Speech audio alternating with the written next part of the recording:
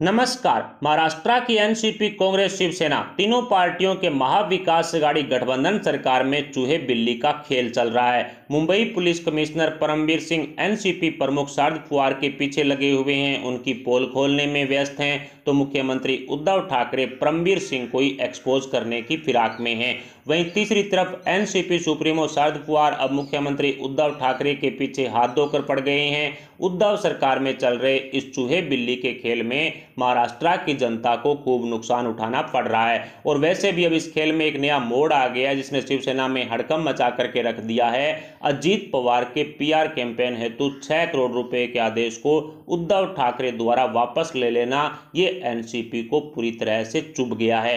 NCP supremo Sharad Pawar ने अपने सभी मंत्रियों को अब मुख्यमंत्री उद्धव ठाकरे के पीछे लगा रखा है। पवार की सेना अब उद्धव ठाकरे और उद्धव सरकार के खिलाफ जहर उगल रही है।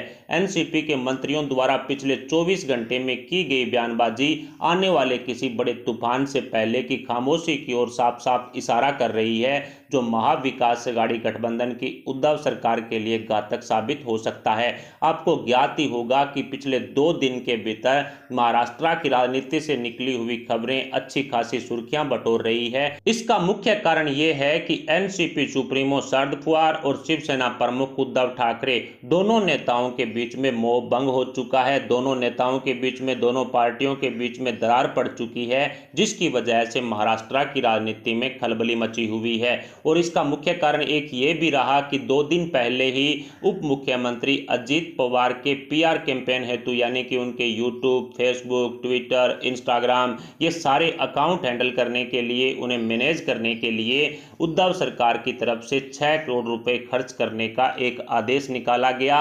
लेकिन जैसे ही विपक्ष ने इस पर आपत्ति उठाई तो उद्धव ठाकरे द्वारा इस आदेश को रद्द कर दिया गया, जिसके बाद में अजीत पवार की फजीयत हुई, एनसीपी पार्टी की फजीयत हुई, एनसीपी सुप्रीमो शरद पवार की फजीयत हुई, उद्धव सरकार की भी किरकिरी हुई। और आदेश रद्द करने के साथ साथ उद्धव ठाकरे ने उस अधिकारी को भी खूब डांट लगाई कि उन्होंने उनसे बिना पूछे इस तरह से 6 करोड़ रुपए अजीत पवार का चेहरा चमकाने के लिए खर्च करने के आदेश क्यों निकाले।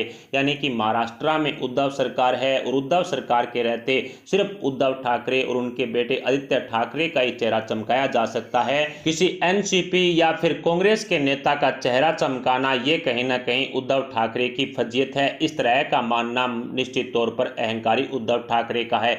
कुल मिलाकर के कहा जा सकता है कि अजीत पवार के इस पीआर कैंपेन को लेकर के जो 6 करोड़ रुपए खर्च होने थे, उस आदेश को रद्द करने के बाद महाराष्ट्र में एनसीपी ने हड़कंप मचा करके रख दिया। जैसे ही अजीत पवार और एनसीपी की फजीयत हुई तो उसके तुरंत बाद जल संसाधन मंत्री जो एनसीपी के नेता जयंत पाटिल हैं, उन्होंने भी अपने पद से इस्तीफा देने तक की बात कह दी। उन्होंने उद्धव ठाकरे और उद्धव सरकार पर आरोप मढ़ते हुए साफ साफ कह दिया कि जल संसाधन मंत्रालय में उनकी मर्जी से कोई भी काम नहीं होता है। हालांकि एक सेक्रेटरी सचिव रखने को लेकर के उद्धव ठाकरे और एनसीपी के बीच में टकराव चल रहा था, जो कल खुल करके सामने आ गया और जल संसाधन मंत्री की तरफ से साफ साफ कहा गया कि उद्धव ठाकरे अपने दम पर इस जल संसाधन मंत्रालय को चला रहे हैं, तो ऐसे में इस मंत्रालय की जरूरत नहीं है, मुझे इसमें काम नहीं करना, यानी कि इस्तीफा तक देने की बात कह डाली। और इस बवाल के बाद में एनसीपी के दूसरे नेताओं ने जो उद्धव ठाकरे पर कटाक्ष करने शुरू किए, उससे शिवसेना और एनसीपी दोनों पार्टियों के बीच की आपसी दरार है वो खुलकर सामने आ गई।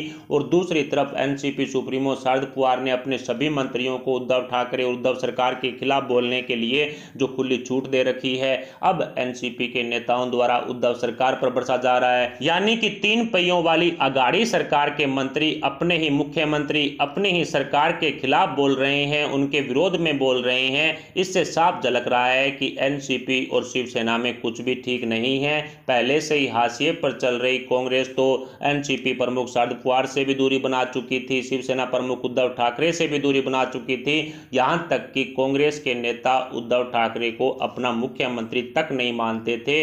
ये बात खुल करके पहले ही खबरें आ चुकी है। लेकिन अब जिस तरह से एनसीपी और शिवसेना दोनों पार्टियों के बीच में जो खलबली मची हुई है, अजीत पवार की बेइज्जती को लेकर के जो बवाल एनसीपी में मचा हुआ है, वो अब उद्धव ठाकरे की सीएम कुर्सी पर ग्रहण लगा सकता है। और एक बात और खास यहां पर देखने को मिली कि 6 करोड़ रुपए यदि पीआर कैंपेन को लेकर के अजीत पवार खर्च कर रहे हैं, तो निश्चित है कि अजीत पवार की ख्वाहिश महाराष्ट्र का मुख्यमंत्री बनने की है और ये ख्वाहिश कहीं ना कहीं बीजेपी के साथ जाकर के ही अजीत पवार पूरी कर सकते हैं। फिलहाल के हालातों को देखें तो एनसीपी हो सकता है कि बीजेपी को समर्थन करे, लेकिन अजीत पवार की बात करें तो अजीत पवार अपने बेटे पार्थ पवार को लेकर के शरद पवार से नाराज चल रहे हैं और अजीत पवार के कोटे में 20 से 22 विधायक एनसीपी में बताए जा रहे हैं। अजीत पवार यदि एनसीपी छोड़ करके बीजेपी में शामिल होते हैं तो फिर उनके साथ 20 से 22 विधायक भी जाएंगे। कुल मिलाकर के फिलहाल शिवसेना और एनसीपी के बीच में जो काफी ज्यादा बवाल मचा हुआ है, इन दोनों नेताओं शरद पवार और उद्धव ठाकरे के बीच में जो आपसी तनातनी चल रही है, मनमुटाव हो चुके हैं, दरार पड़ चुकी है, दोनों का मोह भंग हो चुका है, ये कहीं ना कहीं महाविकास अघाड़ी गठबंधन की उद्धव सरकार के लिए ठीक संकेत नहीं है। अब उद्धव ठाकरे की सीएम कुर्सी को लेकर के भी सवाल खड़े होने शुरू हो चुके हैं। पिछले 24 घंटे में एनसीपी नेताओं द्वारा जो बयानबाजी की गई है, उससे ये साफ हो चुका है कि उद्धव सरकार में कोई ऐसा मंत्रालय नहीं है जहां पर उद्धव ठाकरे के हिसाब से अधिकारियों की नियुक्ति ना की गई हो। यानी कि उद्धव ठाकरे उस वसूली गैंग को जारी रखना चाहते हैं और उसी के चलते उद्धव ठाकरे ने सभी मंत्रालयों में अपने अपने अधिकारियों को घुसेड़ दिया है, जिसकी वजह से वसूली गैंग है वो अच्छे से काम कर रही है। और शिवसेना प्रमुख उद्धव ठाकरे का ये कदम एनसीपी और कांग्रेस के जो विधायक हैं, जो उनके मंत्री हैं, जो उनके नेता हैं, उनको ठीक नहीं लग रहा है। उनको अब वहां पर घुटन होने लगी है। उद्धव सरकार में काम करते हुए उनको घुटन महसूस हो रही है। इस तरह के बयानबाजी एनसीपी नेताओं द्वारा पिछले 24 घंटे में लगातार की जा रही है। कांग्रेस तो पहले से इस गठबंधन से बाहर निकलना चाहती थी। कई तरह के लेटर पत्र भी लिखे जा चुके हैं, कई बार लेटर वार हो चुके हैं। सोनिया गांधी खुद उद्धव ठाकरे को पत्र लिख करके कई तरह के जो वादे हैं वो याद दिलवा चुकी है, लेकिन उन पर कोई गौर नहीं हुई। अब तक एनसीपी सुप्रीमो शरद पवार की समझाइश के चलते जो सोनिया माता है वो इस गठबंधन में बनी हुई थी, लेकिन अब खुद शरद पवार ही उद्धव ठाकरे से नाराज चल रहे हैं। तो ऐसे में कहा जा सकता है कि सोनिया गांधी भी एक राष्ट्रीय पार्टी होने के नाते कोई बड़ा फैसला महाराष्ट्र के महाविकास अघाड़ी गठबंधन पर ले सकती है। कहा जा सकता है कि आने वाले समय में बड़ा परिवर्तन या फिर बड़ा फेरबदल है वो महाराष्ट्र की राजनीति में देखा जाएगा। वैसे कुछ राजनीति के ज्ञाताओं का यह भी कहना है कि शरद पवार अपने मंत्रियों को उद्धव सरकार को बदनाम करने में लगे हुए हैं, उसका कोई ना कोई और कारण है। यानी कि कोई ना कोई पावर गेम शरद पवार महाराष्ट्र की राजनीति में उद्धव सरकार में खेल रहे हैं, जिसके चलते वो महाराष्ट्र की सीएम गद्दी हासिल करना चाहते हैं। एक तरफ उन्होंने संजय राउत को भी कहा था कि उद्धव ठाकरे को उन्होंने मुख्यमंत्री बना करके बहुत बड़ी गलती कर दी है। अब उनको इस बात का पछतावा भी हो रहा है, यानी कि गलती वो कहीं ना कहीं अपनी मान रहे हैं। उस time NCP supremo Sharad Pawar ने उद्धव ठाकरे के तोते या यूं कहें उखाड़ दिया वाले पत्रकार संजय राउत को कहा भी था कि या तो वो खुद यानी कि एनसीपी सुप्रीमो खुद या फिर एकनाथ शिंदे, इन दोनों में से ही महाराष्ट्र का मुख्यमंत्री बनना होगा। यानी कि कहीं ना कहीं एनसीपी सुप्रीमो शरद पवार मुख्यमंत्री की गद्दी हासिल करने के लिए इस तरह का पावर गेम खेल रहे हैं। इस तरह की बातें भी कुछ लोग कह रहे हैं और कुछ लोगों का कहना है कि एनसीपी सुप्रीमो शरद पवार इस महाविकास अघाड़ी गठबंधन से बाहर निकलने के लिए एनसीपी पार्टी की छवि को सुधारना चाहते हैं और यही कारण है कि मंत्रियों की तरफ से जो बयानबाजी आ रही है, एनसीपी के नेताओं की तरफ से, एनसीपी के मंत्रियों की तरफ से, शरद पवार की पूरी फौज की तरफ से, उसमें कहा जा रहा है कि उद्धव ठाकरे हर मंत्रालय के अंदर दखलंदाजी दे रहे हैं, जिसकी वजह से जनता की सेवा नहीं हो पा रही है, जिसकी वजह से ढंग से काम नहीं हो पा रहा है। और उद्धव सरकार पूरी तरह से फेलियर रही है, चाहे कोरोना के समय को देख लीजिए या फिर जनता की सेवा को लेकर के देख लीजिए।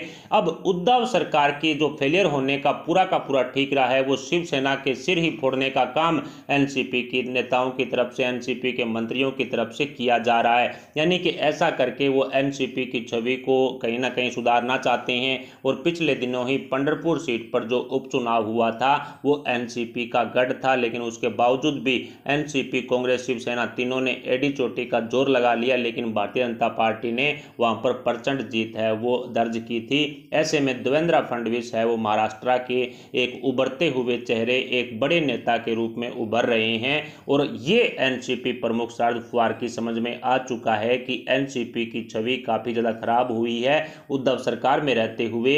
अब उद्धव सरकार को ही इतना बदनाम कर दिया जाए कि पूरा का पूरा ठीकरा है भूंड का वो कहीं ना कहीं शिवसेना की सिर फूटे, और आने वाले समय में लोग ये कहने लग जाए कि एनसीपी सुप्रीमो शरद पवार ने तो अच्छे काम करने की कोशिश की थी, लेकिन उद्धव ठाकरे ने पूरी कमान अपने हाथ में ले ली। इस वजह से शरद पवार को जो मौका नहीं मिला, और मौका नहीं मिलने की वजह से उद्धव सरकार पूरी तरह से फेलियर रही थी। यानी कि कुछ लोग इस तरह से मान रहे हैं और कुछ साफ तौर पर कह चुके हैं कि शरद पवार कोई ना कोई बड़ा गेम खेल रहे हैं। हो सकता है कि प्रधानमंत्री नरेंद्र मोदी जी के साथ नजदीकियों को देखते हुए एनसीपी बीजेपी को समर्थन कर दे, और जो उप मुख्यमंत्री का हो या फिर अन्य जो मंत्रालय हैं जो एनसीपी को मिले हुए हैं वो बीजेपी के साथ जाकर के भी शरद पवार हासिल कर सकते हैं, एनसीपी हासिल कर सकती है। और यदि ऐसा हुआ तो कन्फर्म है फिर अजीत पवार को फिर से डिप्टी सीएम की गद्दी मिलेगी। अजीत पवार की पहले से ही देवेंद्र फडणवीस के साथ नजदीकियां काफी ज्यादा हैं, और दोनों नेताओं में आपसी विरोधाभास होने के बावजूद भी काफी नजदीकियां हैं। कई प्रोग्राम्स के अंदर दोनों एक साथ नजर भी आ चुके हैं। दूसरी तरफ कांग्रेस की चर्चा करें तो कांग्रेस भी अब इस गठबंधन सरकार से पूरी तरह से तंग आ चुकी है। शरद पवार के साथ ही सोनिया गांधी भी इसको लेकर के बड़ा फैसला लेगी, लेकिन कई लोग ये भी बता रहे हैं कि कांग्रेस एक राष्ट्रीय पार्टी है और जिस तरह से कांग्रेस की बेइज्जती हो रही है, फजीयत हो रही है,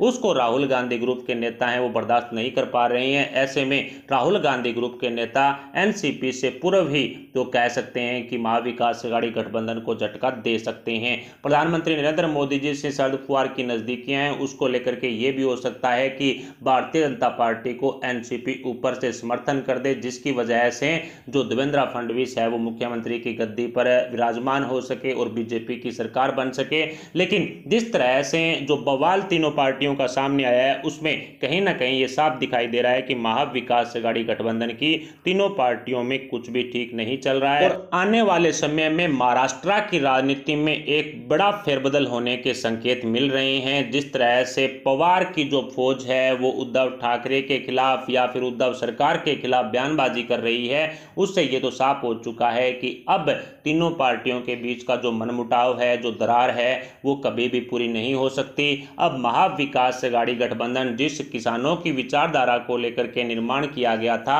उस किसान विचारधारा से उनका दूर दूर तक कोई रिश्ता नाता नहीं है। अब वसूली गैंग को बढ़ावा देने के लिए उद्धव ठाकरे अपने नजदीकियों को सभी मंत्रालयों के अंदर घुसेड़ रहे हैं, जिसको कांग्रेस और एनसीपी के नेता बर्दाश्त नहीं कर पा रहे हैं। उन्हें वहां पर काम करते हुए घुटन हो रही है।